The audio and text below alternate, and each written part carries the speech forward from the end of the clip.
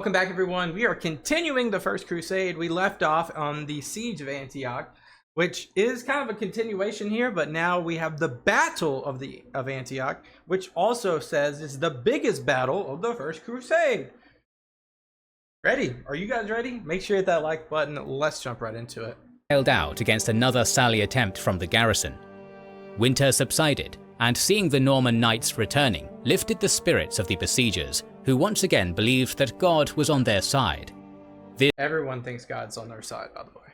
This triumphal march from the Battle of the Iron Bridge was also witnessed by an unlikely emissary at the camp. Indeed, representatives of the Fatimid Caliphate had arrived at the camp on the day of the battle. That's interesting. Fatimids obviously controlled Egypt and North Africa. Responding to the letters the Crusaders wrote earlier after Alexios suggested it, outlining the political disarray in the Muslim world. Despite the religious fervor of the hosts, the guests were shown great hospitality, receiving gifts from the recently plundered camp. Peter the Hermit was chosen to negotiate, but it soon became clear that the Egyptians believed that this army was essentially a Byzantine force. Yeah. The emissaries knew that those who took the cross and went on a mission answering the call made by Alexios were paid generously by him, and all swore an oath to return any former Byzantine city to him. Over half of the initial force had already lost their lives on this journey, and over 100 strategic locations were handed over to the Romans, or were temporarily held in the case of Baldwin, who had not yet made his county of Edessa official. Shipments from the empire continued to be the crucial lifeline that supported the crusade, but Tatikius had left and there was no Byzantine representative to deal with the Fatimids, so why would they deal with these mercenaries? The envoys stayed in the camp for over a month before returning to Cairo with a few Franks. Both sides agreed to neutrality, which prevented a potential blockade from the only powerful Muslim navy in the region. The coming of March signaled the end of the hardest phase of the campaign so far. Many were slain, others died from cold and disease, the poor died from hunger, those who couldn't endure the horrors of siege warfare deserted, and the women were exiled. However, those by Peter. who by Abenahar. remained were some of the most hardened, committed, and toughest warriors in history, with exceptional training and discipline. Looking back on this period, Anselm of Ribemont, a knight who had lived through the Antiochene winter, wrote, "Growing stronger and stronger, therefore, from that day our men took counsel with renewed courage." On the 4th of March, an English fleet arrived at St. Simeon carrying supplies, tools, and craftsmen. Did I hear that right? Did you say English? Renewed courage. On the 4th of March, an English fleet arrived at St. Simeon carrying supplies, tools, and craftsmen, resources that would not just extend but end the siege. Up until this point, the garrison was constantly in contact with the outside world, trading information and resources through its southern gates. To secure the heavy supplies from the relatively distant port, the two most powerful princes, Beaumont and Raymond, were chosen to go on this escort mission, accompanied by 60 knights and 500 infantry. Once again, the all-seeing citadel observed these movements, and Yegisian had his mounted archers harass the Crusader camp, while laying an ambush close to the bridge gate. The return journey from the port took 3 days, and once the convoy was spotted, the trap was sprung. On the 7th of March, the Seljuks screamed and galloped at a vulnerable gap in the infantry line. To quote the chronicler, "The Turks began to gnash their teeth and chatter and howl with very loud cries, wheeling around our men, throwing darts and loosing arrows, wounding and slaughtering them most brutally. Their attack was so fierce that our men began to flee over the nearest mountain or wherever there was path. Those who could get away quickly escaped alive, and those who could not were killed." It's part of it. When you gotta have scouts. Gotta have scouts. What happens? The majority of the infantry was quickly broken, yet only 2 knights were lost, pointing to the lack of cohesion in the Crusader ranks. Commanding the rearguard, Beaumont rushed in with reinforcements, while Godfrey of Bouillon rallied his troops from the camp and joined the fray. An intense battle ensued before the walls of Antioch, which only intensified as Yagi Siyan poured in more troops from the garrison. After months of stare-downs and harassment, the two sides finally met in the open field. The garrison was pushed back towards the bridge gate as panic overwhelmed the Muslim forces. Our primary source wrote, "Those who did not succeed in crossing the bridge alive because of the great press of men and horses suffered their everlasting death with the devil and his imps, for we came after them, driving them into the river or throwing them down, so that the water of that swift stream seemed to be running red with the blood of Turks, and if by chance any of them tried to climb up the pillars of the bridge or to reach the bank by swimming, he was stricken by our men who were standing all along the river bank." So no escape. No escape here. Yagi Siyan played his hand, knowing he had the advantages of intelligence, mobility, and the element of surprise. Had his ambush succeeded, the Crusaders would have lost their leaders, precious supplies, and the initiative from the recent victory. It could have been over. Multiple eyewitnesses who later wrote about this engagement reported that both sides lost 1,500 men each, a number which reduced the enemy garrison substantially. The Christian clergy held services commemorating those who had lost their lives, while the survivors flaunted their newly gained Arabian horses and silk clothes. Dang. At dawn, the Muslims from Antioch briefly left the city so they could bury their dead in a nearby abandoned mosque, alongside cloaks, coins, bows, and arrows. Once again, contemporary sources report, "When our men heard this, they came in haste to that devil's chapel and ordered the bodies to be dug up and the tombs destroyed." Dang. Where's the humanity, bro? And the dead men dragged out of their graves. They threw all the corpses into a pit and cut off their heads and brought them to our tents so that they could count the number exactly, except for those that they loaded onto 4 horses belonging to the ambassadors of the Emir of Cairo. Jeez. On the 10th of March, work began on a new fort, built on top of the abandoned mosque itself, which was renamed La Mao Marie, or Blessed Mary. This was no fortress, but it provided cover against arrow fire and choked the crucial bridge gate under the command of Raymond. By the end of the month, the garrison launched a surprise attack on the fort, testing its strength, and nearly succeeded. However, heavy rain poured down, slowing them long enough for reinforcements to arrive and push them back. Another divine sign that lifted the spirits of one side and tested the resolve of the other. In April, the noose tightened after Tancred was appointed and paid to secure an abandoned monastery near the St. George Gate, and within days, his party managed to capture a Syrian and Armenian trade caravan. Big capture there, because every single supply counts at this point. Big capture by Tancred. Tancred's coming around. I felt bad of him earlier, but he's coming around. Taking grain, wine, and oil, which now fed the Crusaders instead of the city. While not totally encircled, the city now received limited supplies from the hard-to-reach Iron Gate as tensions grew. Muslim sallies stopped, allowing the foraging to continue, while shipments from the Empire became far more frequent. Then, suddenly, the Crusaders received lavish gifts of horses and weapons, courtesy of the new ruler of Edessa, Baldwin of Bouillon.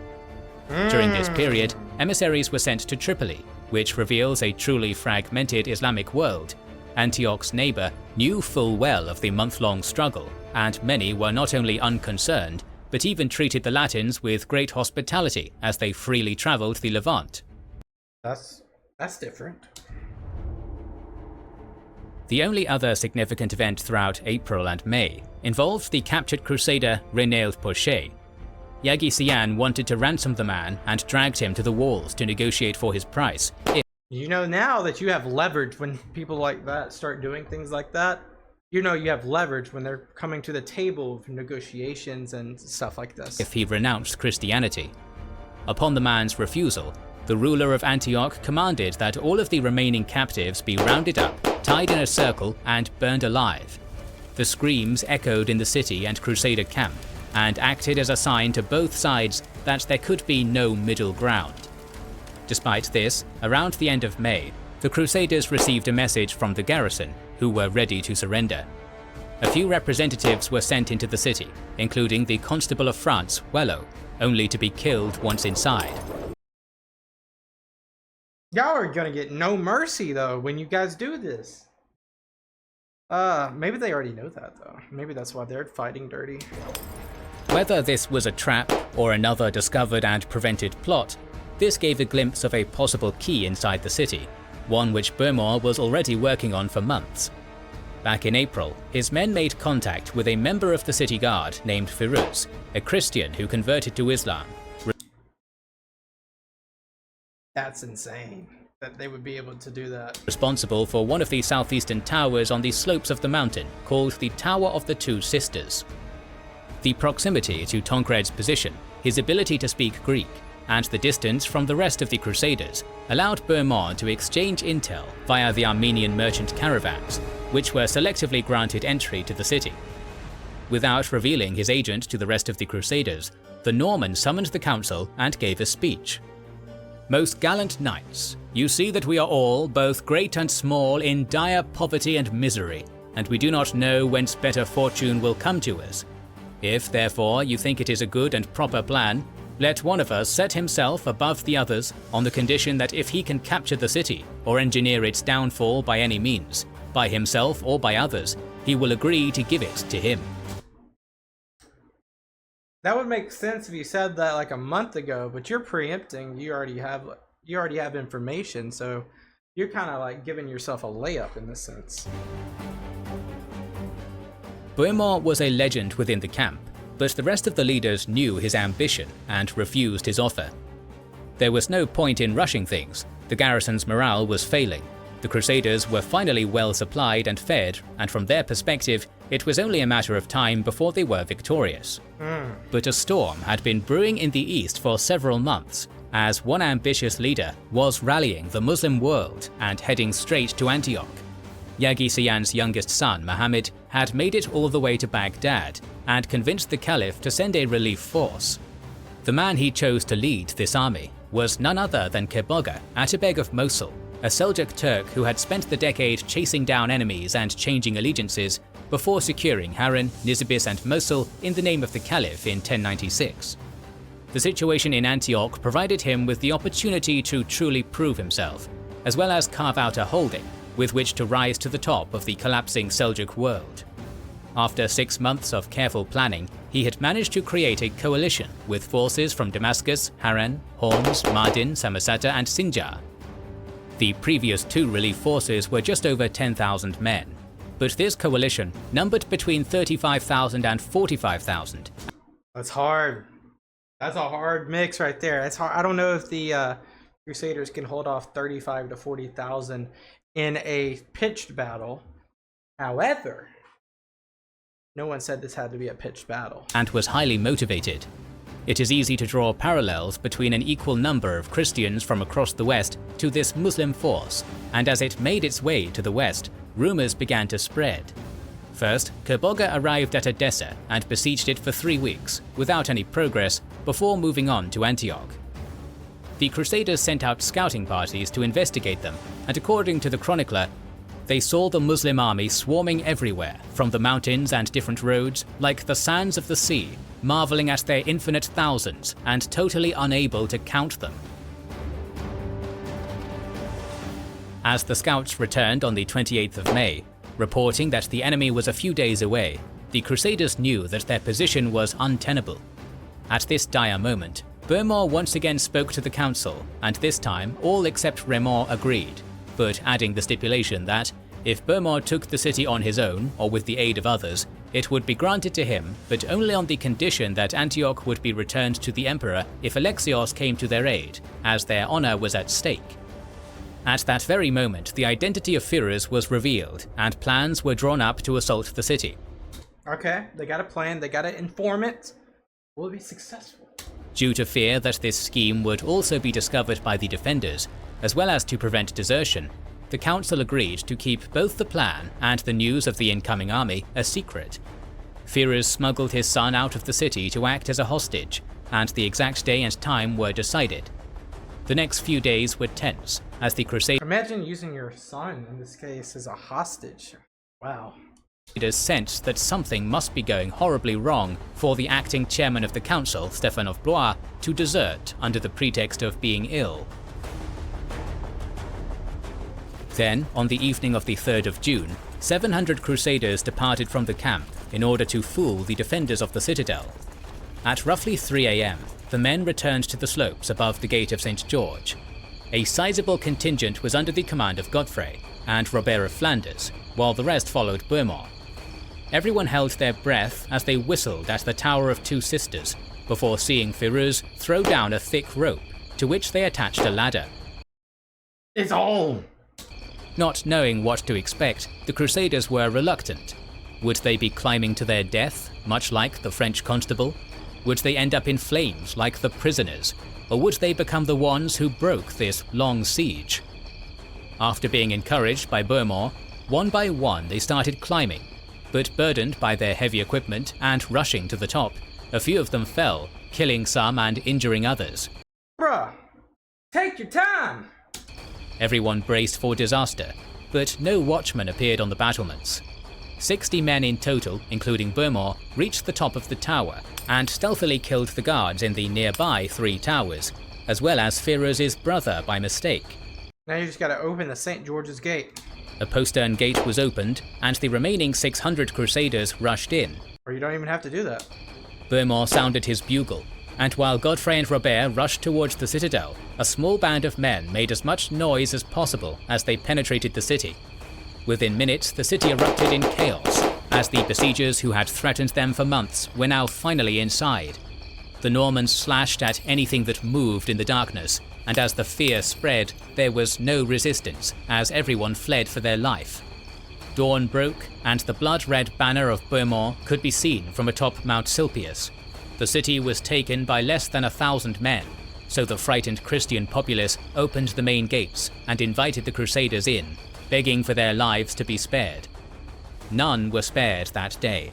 Jeez. But we knew this was gonna happen, but they did that to the prisoners, but they did that to the mosque, they did that to the people. So it's just a back and forth. It's a back and forth. No one's in it. Christians, Muslims, men, women, children and elders. The chronicler wrote, "All the streets of the city on every side were full of corpses, so that no one could endure to be there because of What about the citadel? They didn't get there yet. the stench, nor could anyone walk along the narrow paths of the city except over the corpses of the dead." The siege was over, but the attack on the citadel failed, leaving an isolated pocket of defenders with access to the Iron Gate. As for Yaghi-Siyan, he managed to avoid the slaughter and How do y'all let him go? Boo! Poor siege. evacuate from the city, only to be caught by some local Armenians who delivered his head to the Crusaders Never mind. Good job, guys. for a price. However, the Latins soon discovered that the horses in the garrison were unsuited for their style of warfare, and the supplies were dwindling. The very next day, on June 5th, 1098, they looked over the ramparts and saw the army of Kerbogha. Well, what a timely time for them to take the city the day before this army comes. Yet again, utter ruin was avoided, but yet again they had to face an impossible challenge. A knight named Roger of Bourneville charged at the host with 15 of his men, only to be lured by a feigned retreat and wiped out. Why? The besiegers now became the besieged, and they tried to fortify the city, while Kerbogha attacked the only fortification the Crusaders didn't abandon, La Marie. Wave after wave was repelled, but it was too much for the makeshift fort, and it was abandoned and destroyed a few days later. Now both sides were fixated on the citadel. Kerbogha replaced Yaghi-Siyan's son with one of his own men, showing his true intentions regarding Antioch, and prepared his forces, which could trickle into the city via the Iron Gate, while the Crusaders made camp against it, knowing that they would never be secure if it was in enemy hands. Outnumbered 2-1, the Latins made another audacious attack by charging at the Muslims from a southern postern gate and catching them by surprise. While initially successful, this attack led to many casualties, as the Crusaders either overstayed their welcome by looting the Muslim camp, or were trampled on their way back to the tiny gate. Rather than risking a prolonged siege, where he had to feed 40,000 men, Kerbogha launched an offensive along the steep slope of the mountain, and his troops poured out of the citadel into Antioch through a single jagged pass. This attack Single jagged pass is not going to be to their advantage, though. They're going to bottleneck. Was coordinated with another assault along the south walls, forcing the Crusaders to fight on two fronts. For 2 days, the assault raged on from dawn to dusk, and a Crusader who lived through this terror remarked that a man with food had no time to eat, and a man with water no time to drink. That's how much fighting was in this. Endless waves of attackers were cut down, only for more to appear. The cold winter now seemed like a distant dream, as men collapsed from exhaustion under the summer heat. Many, including well-known knights, began to desert by throwing ropes over the walls. Wow. Their number was so great that the rest called them rope dancers. Most of them were rounded up and slain by the Seljuks. In order to prevent the total collapse of the garrison, the leaders swore an oath not to abandon the city and sealed the gates. The unrelenting assault, difficult conditions, and death toll were more severe than anything the Crusaders had to face before. At one point, Beaumont, who was in the thick of the fighting, was surrounded by enemies and was narrowly saved by Robert of Flanders and Robert of Normandy, while elsewhere, an Italian knight, known to us as Mad Hugh, defended a tower single-handedly, breaking 3 spears in the process. And I mean, I guess these Crusaders are so much better at hand-to-hand combat. So much better. Otherwise, they would have already been wiped out. 4 days into the endless onslaught, Beaumont ordered several buildings to be burned down after finding out that some men were hiding there. As one might expect, the fire got out of hand and burned a large chunk of the city. On the night of the 13th to 14th of June, at the brink of the Crusader collapse, a comet was seen in the dark sky. There are too many comets in this sci-fi story. They really are. Which the clergy used to rally the soldiers one last time. This glimpse of hope gave them the strength to last the night. This comet, alongside the fire burning from within the city, demoralized the Seljuks, who pulled back after one of the bloodiest battles in medieval warfare. Kerbogha suffered terrible losses, but so did the Crusaders, so the Muslim army spread out and completely surrounded the city. Now all they had to do was wait and watch the Latins die from starvation atop the citadel. Now what? Desperate and with no way out, Godfrey lost 200 men in an attempt to raid the Muslim camp outside St. Paul's Gate. Meanwhile, Tancred went on a stealth mission with 10 men and returned with 6 Seljuk heads, and Henri of Esch repelled a whole contingent attempting to climb the walls with ladders with just 2 of his relatives, who gave their life in the process. Despite these brave attempts, the situation seemed hopeless as the weeks dragged on. It really does. I don't know what's going to be the give or take here. To fight off hunger, the Crusaders boiled the skins of horses, camels, donkeys, and woodland plants as their numbers continued to decline. But then on June 10th, a peasant from Provence named Peter Bartholomew confessed that he had been having visions, telling him that the spear that pierced Jesus during his crucifixion was now buried under the Basilica of St. Peter. Many, including Bishop Adhemar, were skeptical about this tale, since they saw the Holy Lance in the vault of Constantinople during their journey. Okay. But others, like Raymond, believed Peter and commissioned 12 men who began the excavation. Despite digging for an entire day, they found nothing until Peter jumped in the hole barefooted and began to pray. Then suddenly a small shard of metal was found, and the entire host rejoiced. What do you guys think? I think he planted that there. It's difficult to imagine or describe the profound effect that this relic had on the army, but even modern scholars agree that this shard had a profound impact on Crusader morale. Later that year, the Latins would write to the Pope, "We were so comforted and strengthened by the lance's discovery, and by so many other divine revelations, that some of us who had been discouraged and fearful beforehand then became courageous and resolute to fight, and encouraged each other." Actually, no chance in hell that was there. And probably the easiest way to debunk this was, one, they said that they already had one in a vault in Constantinople. I know that some people could be lying, some people could not be lying. Who knows if that's even true, the one in either place. these people are malnourished. They are hallucinating like crazy. Depending on what you believe, I don't care. But I this is from an objective side of, and nothing can be objective. But from my subjective nature, this is totally hogwash. The next 2 weeks were uneventful, as the starving but uplifted Crusaders hoped to be reinforced. Peter the Hermit was sent to negotiate with Kerbogha and offered a group trial by combat, where 5, 10, 20 or 100 men on each side would fight to prevent mass casualties. But the Atabeg simply laughed in his face and demanded that they surrender and convert to Islam if they wanted to live. That's insane, bro. The Latins were trapped and decided to pursue an extremely aggressive and bold strategy.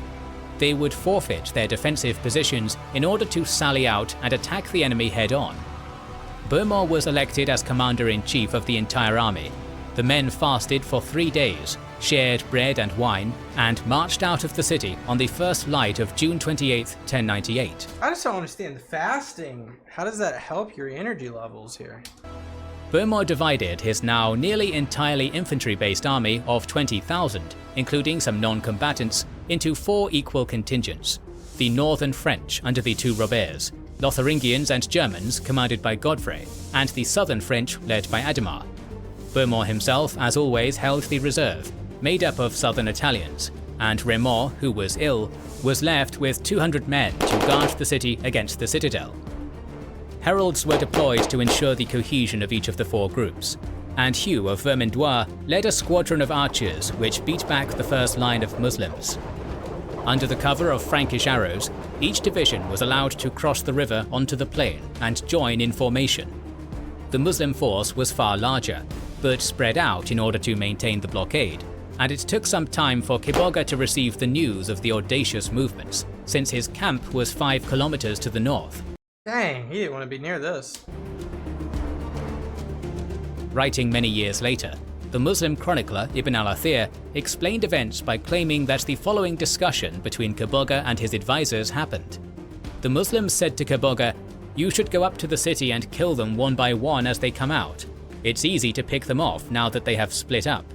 He replied, "Wait until they have all come out, and then we will kill them." Kerbogha knew that if he ordered a quick response, the Crusaders would most likely retreat back into the walls after a brief skirmish, and what he wanted was a decisive victory. But rather than taking his time, taking the city, or using his mounted archers to harass the sluggish and hungry Crusaders, he then ordered a rushed, disorganized advance. So, contradicting.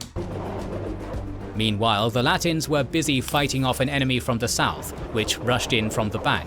But the rearguard fought with such ferocity, despite taking heavy casualties, that the enemy was repelled and forced to flee, disconnected from the rest of the Seljuk host. It's not looking good for them, actually, at this point. Numerous tents were scattered around the siege lines, preventing the Seljuks from fully committing to their steppe tactics, especially since their commander was missing. It is important to remember that, unlike the Crusaders, their coalition only had one leader, who was It makes you slower. now smashing against his own routed troops. He tried to rally his men and charged against the riderless knights, but the line of heavy infantry held. At close quarters, the Muslims were no match for the Westerners, and it didn't take long for them to turn and flee. One Muslim chronicler reports, "The Franks, though they were in the extremity of weakness, advanced in battle order against the armies of Islam, which were at the height of their strength and numbers, and they broke the ranks of the Muslims and scattered their multitudes." The camp was overrun and ravaged, the citadel surrendered, and the Muslim coalition was defeated. That quick. Every leader stuck to Bohemond's plan and capitalized on the morale from the Holy Lance as well as the desperation. The Crusaders seemed to have been worlds away from home, and yet again they were victorious against all odds. I don't even know what to say, guys. We're gonna pause, though. This is what we're gonna say. I don't even know how this all happened. The Antioch siege, the battles, the final prevalence over the wall, the citadel holds, the army encroaches, the army then gets sieged, by the Islam army, and then a desperate attempt for concentration of troops, unable to do step tactics, which basically means horse warfare. It just how it goes, I guess.